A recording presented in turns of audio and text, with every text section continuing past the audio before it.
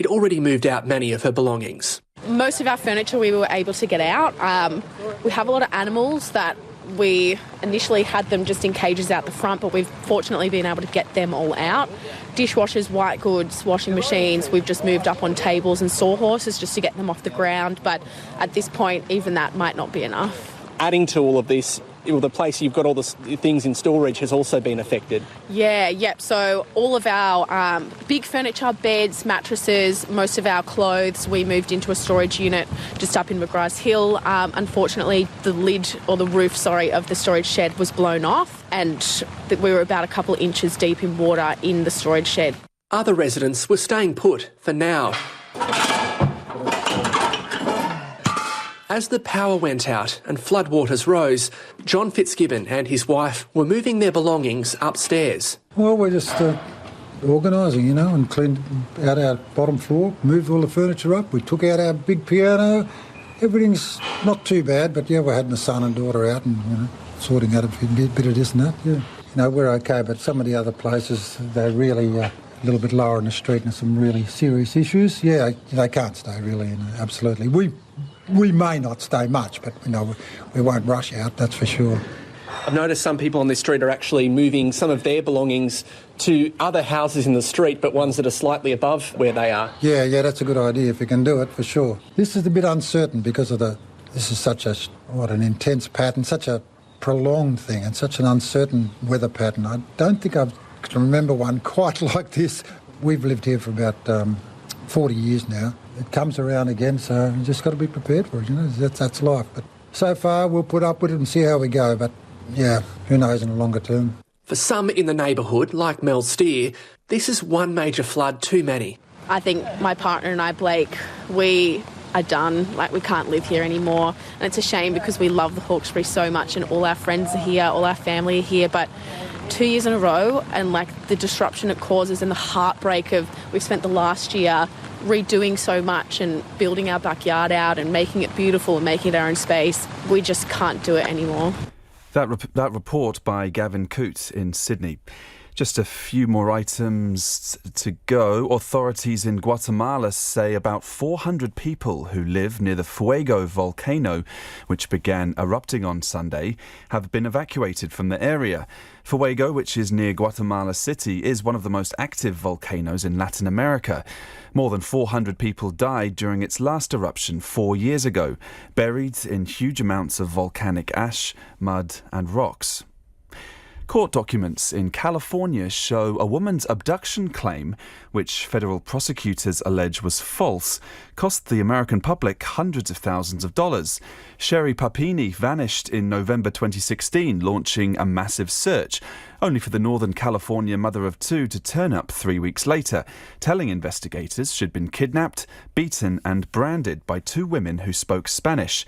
They, according to Miss Papini, held her at gunpoint and kept her chained in a closet and branded her. The Justice Department says Miss Papini made the whole thing up. She was arrested last Thursday and has been charged with making false statements to a law enforcement officer and mail fraud. Her husband has been cleared of involvement. And just finally, Ed Sheeran has serenaded London's High Court in an attempt to prove he did not copy portions of his 2017 hit Shape of You from another artist. The star is accused of lifting his song's Oh I, Oh I, Oh I hook from Sammy Chokri's 2015 single Oh Why. In court, he sang elements of Nina Simone's Feeling Good and Blackstreet's No Diggity to illustrate how the melody is commonplace in pop music. If you put them all in the same key, they'll sound the same, he explained. And that is World Watch and Midday Report, Te Purongo o Te Pautūtanga for today. We'll be back tomorrow with the latest news from Aotearoa and the world. But for now, from the Midday Report team, have a wonderful afternoon.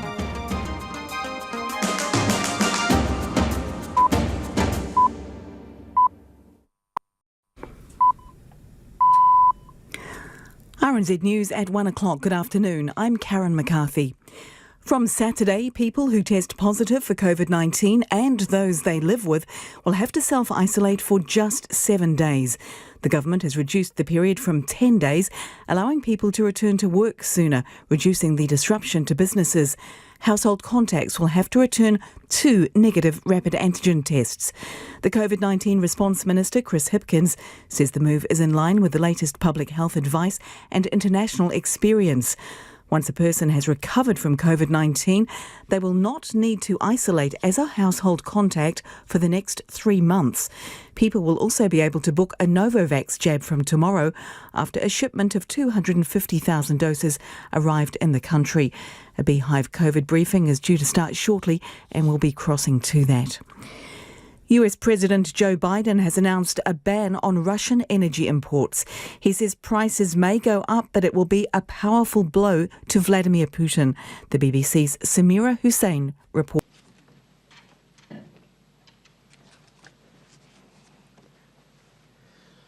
Kia ora koutou, everybody. The daily numbers from health are currently being finalised. They should be released shortly.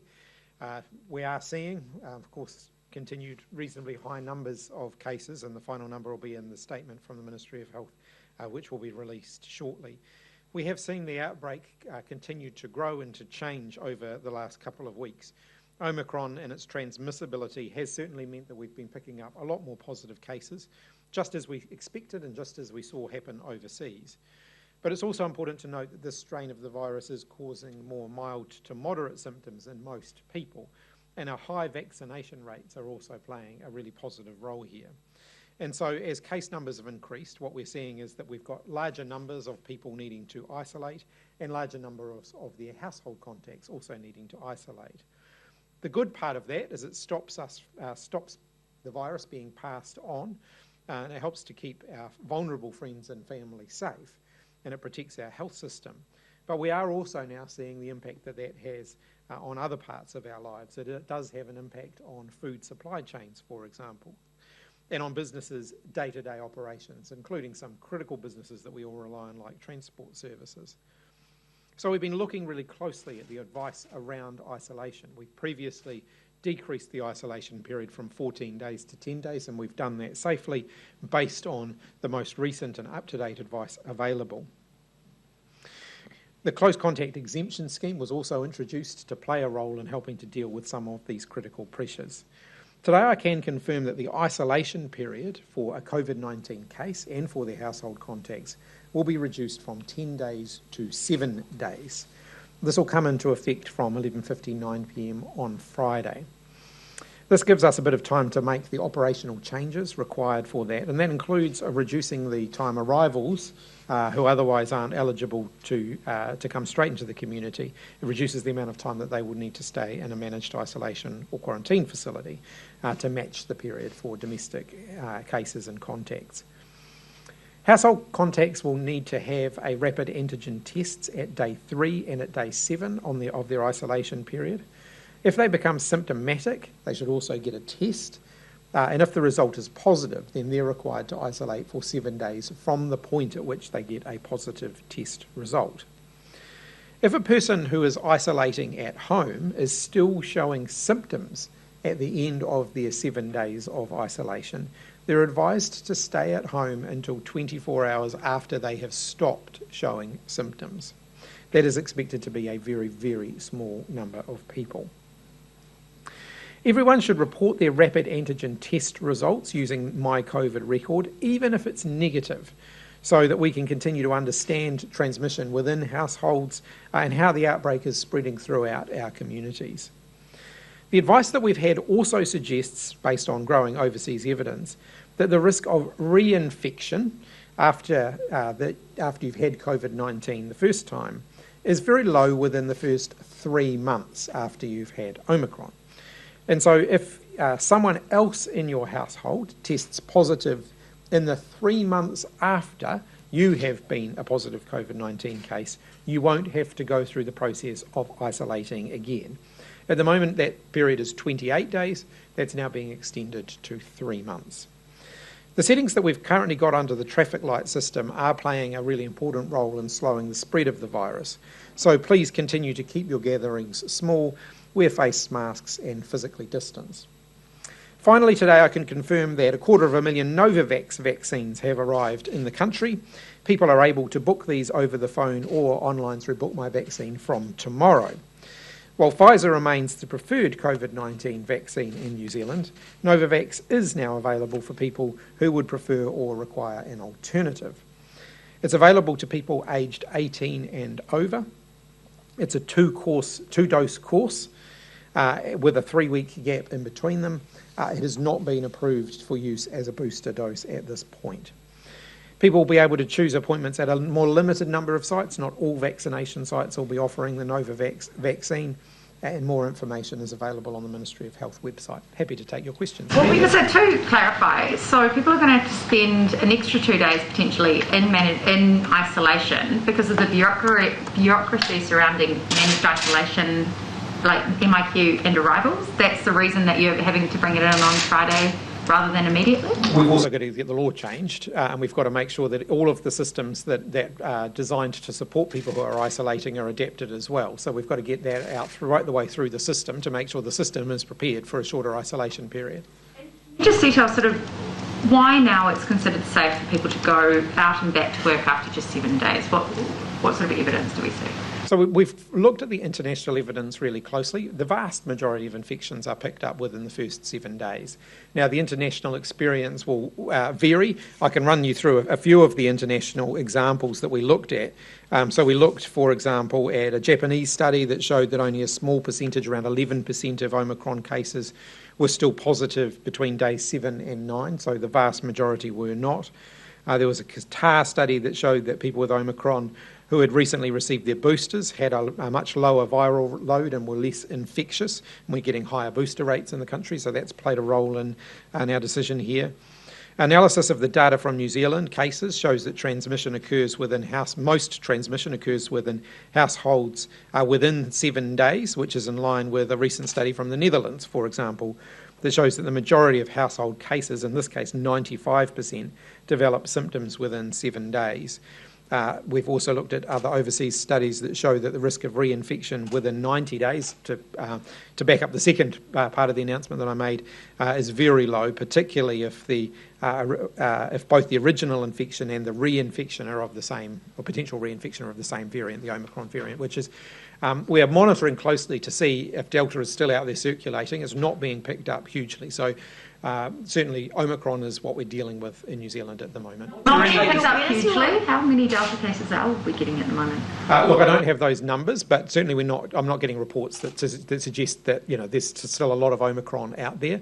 There may still be some residual Omicron cases, for example, in the people we're dealing with in hospital that were previous, but happy to get you numbers. But certainly the advice that we're getting is that we're now dealing with Omicron. We're not dealing with a dual outbreak with two variants circulating. And where were your concerns lying as the reason to make this change? Was it the health system? Was it the supply chain issues? Where was that coming from? The advice has changed. So obviously we've always been really clear that we'd continue to adapt our settings based on the latest advice, based on the latest information, and based on how the outbreak is tracking within New Zealand and what the overall effect of those restrictive measures are having. There is a balance here between making sure that we are continuing to keep the country functioning whilst also doing everything that we can to reasonably turn down the level of risk that we're seeing. And so we've always kept that under review. This is a relatively pragmatic decision. It does increase risk a little bit at the margins, but not in a significant way relative to the overall level of risk that we're dealing with at the moment. The opposition parties have been calling for this for a little while. Have you been too slow to act? I think, opposition parties tend to call for everything now, right now. As soon as they have an idea, they want to know why it hasn't immediately been done. The reality is, if you want to follow an evidence-based approach and you want to step things out in a way that is sustainable, that can be managed, then things do take a little bit of time. From the other side of things, what would you say to people who are worried you're putting business ahead of health? Absolutely not. So I think the evidence that I just ran through suggests that the increase in risk that we're talking about here is a marginal increase in risk. The vast majority of cases are picked up, of household infection, get picked up within that first 7-day period. Experts were saying that Omicron tends to be more in your throat than in your nose early on, and that swabbing your throat could turn it up earlier, and anecdotally that seems to be the case.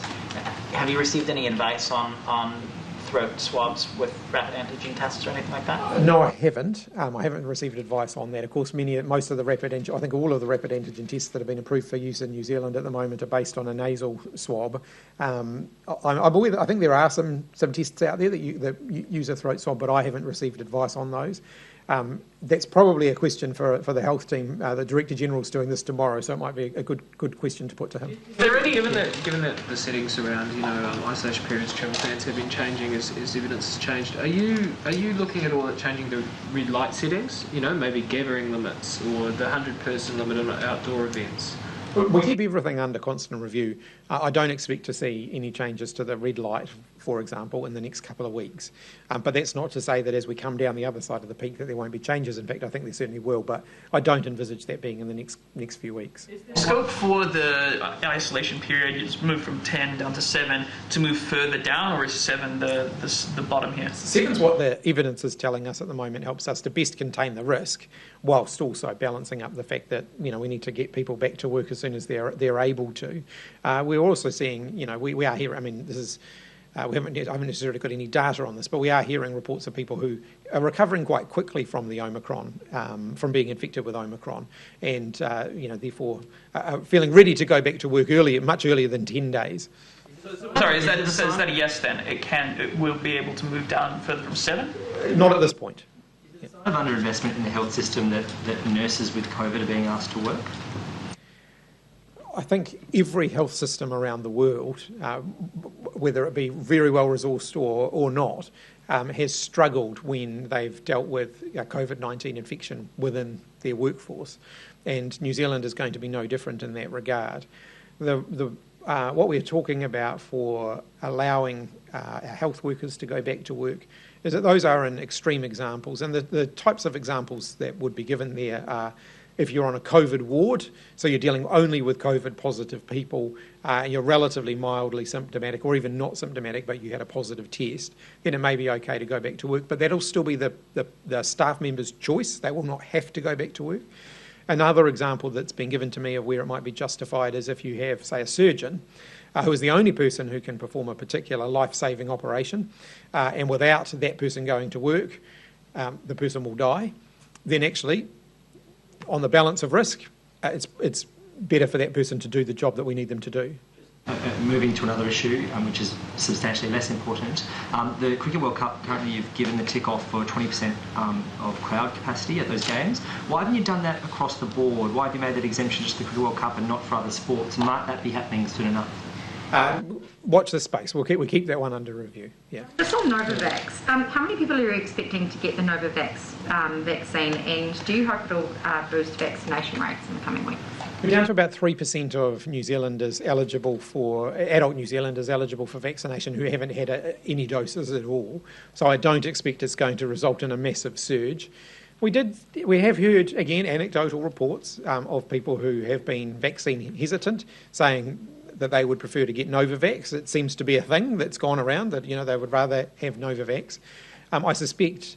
However, reflecting earlier, people were also saying, I don't want to have Pfizer, I want to have AstraZeneca, and we approved AstraZeneca and there wasn't a huge surge in demand for that.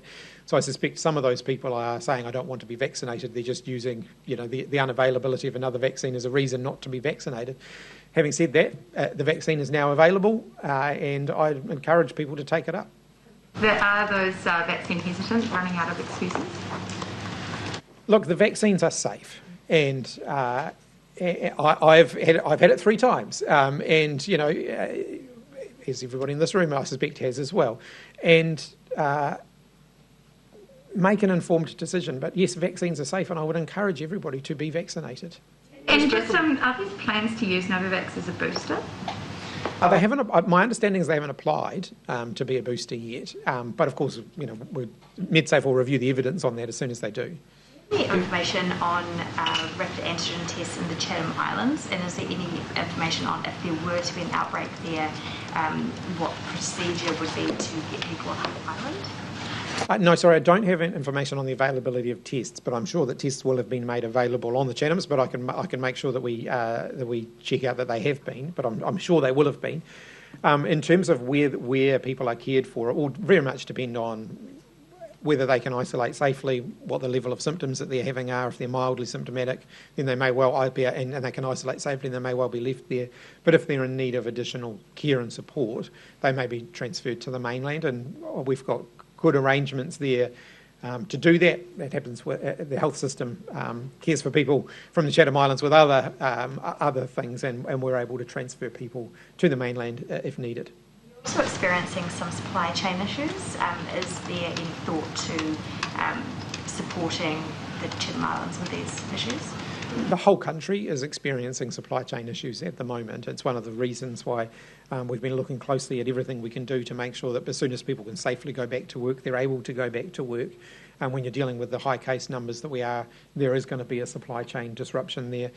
Some of those supply chain disruptions aren't just on the New Zealand side either, where it's taking a lot longer to get things into the country.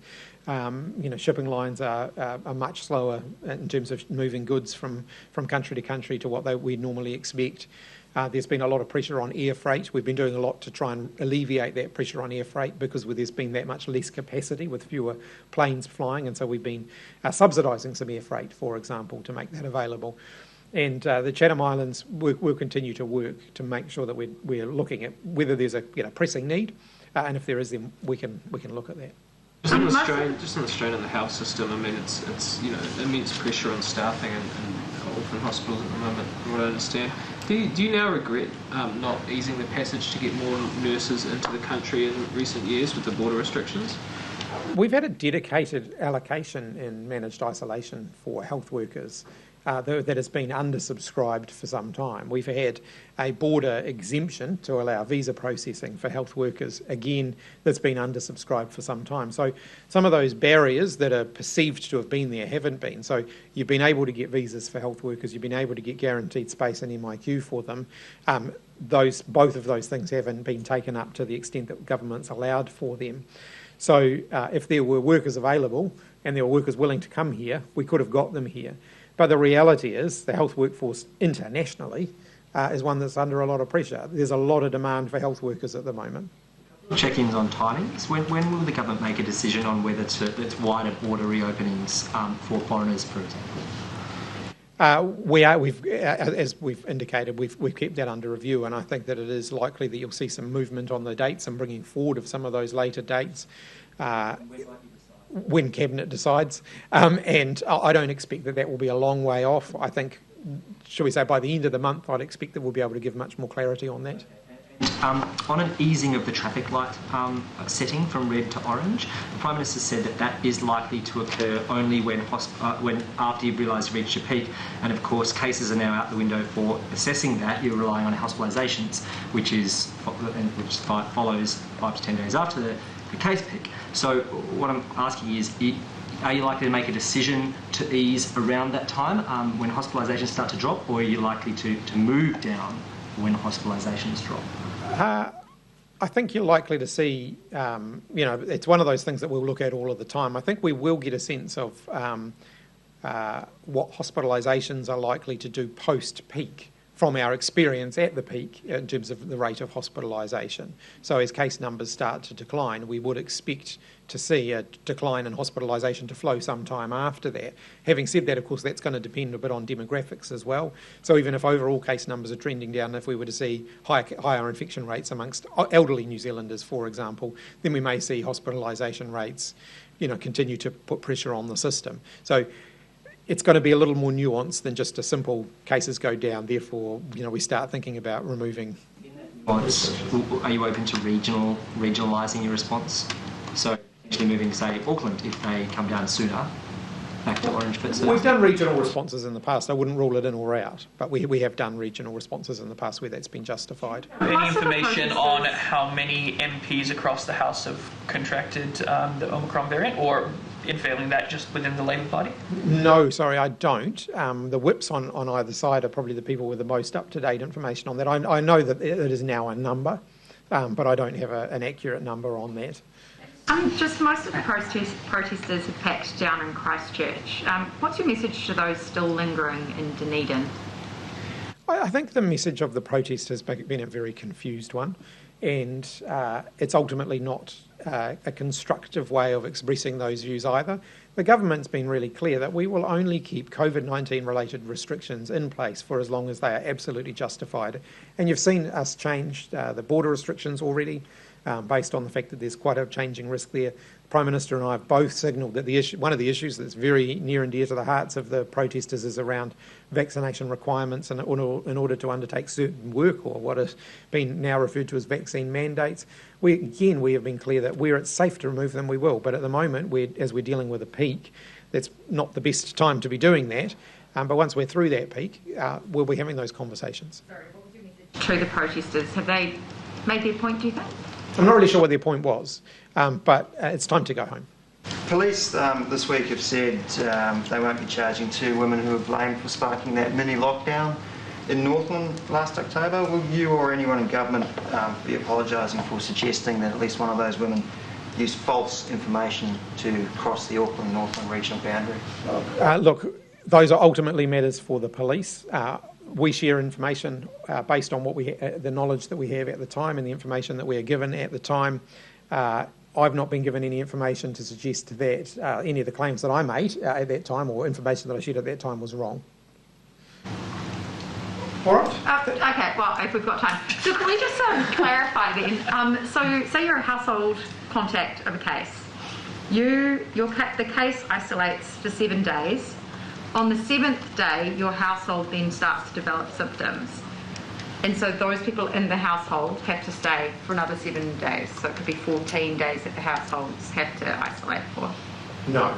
So if you're a household contact, you don't need you isolate for a 7-day period. If someone else in the household subsequently tests positive for that, that doesn't restart the clock for you. You as a household member then start to get symptomatic towards the end of that 7-day isolation. If you have a positive test, you isolate for 7 days from the point where you've had that positive test. Yeah. How big a factor do you think the self-isolation requirements are in people not reporting positive rapid antigen tests, for example? We've had a couple of health experts say that the true case numbers may be 3 to 5 times higher than what is officially reported.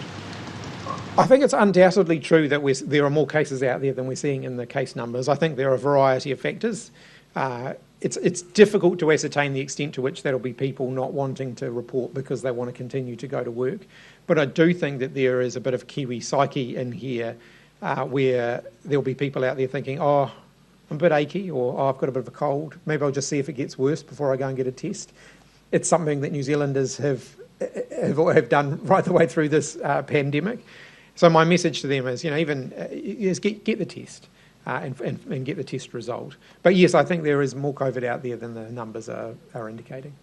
Sort of anecdotally, we've heard of people just tossing their positive tests in the bin and being like, well, won't tell anyone about that. What do you... If you're tossing your positive test result in the bin, then you're actually placing the health and well-being of the people around you at risk. So you're placing your workmates under a much greater degree of risk. You're potentially exposing people who you care about, who might be elderly, who might be more vulnerable. You're exposing them to much greater risk as well. So I think, the evidence that we're seeing so far is that Kiwis are overwhelmingly doing the right thing. We're seeing a good degree of negative rapid antigen test results being reported each day, which is really encouraging. And I'd encourage people to keep that up because that helps us get a sense of how much testing is going on out there if people are reporting negative tests. So, I would say to people, if you're showing symptoms, get the test, and then if you do get a positive test result, do the 7 days of isolation because it's not just about you, it's about all the people around you. If we've just got any figures out, there are 19 people in ICU. At what stage, what number would you look at and go, wow, that's a real problem? 19 the 19 that are in ICU as of today, my understanding is that some of those people are ready to transfer onto the wards, but at the moment they're just waiting for space to become available for them. ICU. So the ICU aren't under enormous pressure, they're under pressure as the rest of the system is. But it's that number in itself is not a number that is causing any alarm. Of course, anyone in ICU, it requires a lot of support. So the system becomes under pressure, but I wouldn't necessarily want to put a number on it. Yeah. Thanks, everybody. Not related to COVID, but do you know what time the debate on the Ukrainian bill is likely to wrap up? to know? I reckon about an hour per stage. So there's 4 stages, so about 4 hours. So if we start at 5, we should be done by about 10. Oh, you're starting at 5, are you? Yeah. Okay.